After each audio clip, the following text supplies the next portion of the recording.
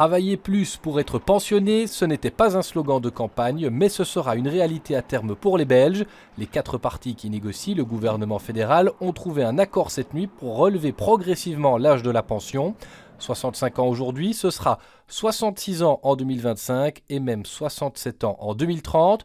Une mesure parmi d'autres pour assurer le financement des pensions.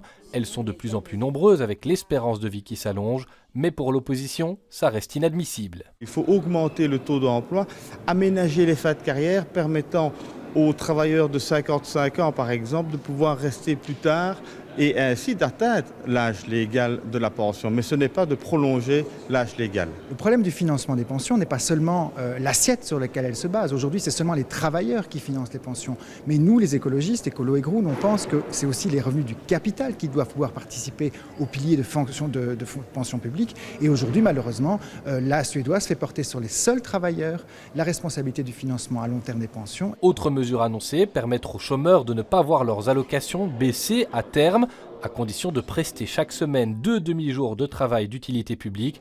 Là encore, l'opposition s'insurge. On a posé des tas de questions au Parlement fédéral lors de la législature précédente. Il est impossible pour un chômeur de pouvoir travailler bénévolement. Et là, on va les inciter à travailler pour la collectivité 2 jours par an. Il serait plus utile de consacrer ces moyens pour l'encadrement des chômeurs à leur trouver des activités, à leur trouver de l'emploi. Ce qui est heurtant, c'est de dire que les chômeurs sont des pourris qui restent chez eux et qui doivent aller travailler 2 jours et demi pour mériter de garder leur chômage. Même coulées dans un accord de majorité, ces mesures devront passer par le Parlement. Le débat gauche-droite s'y annonce tranché.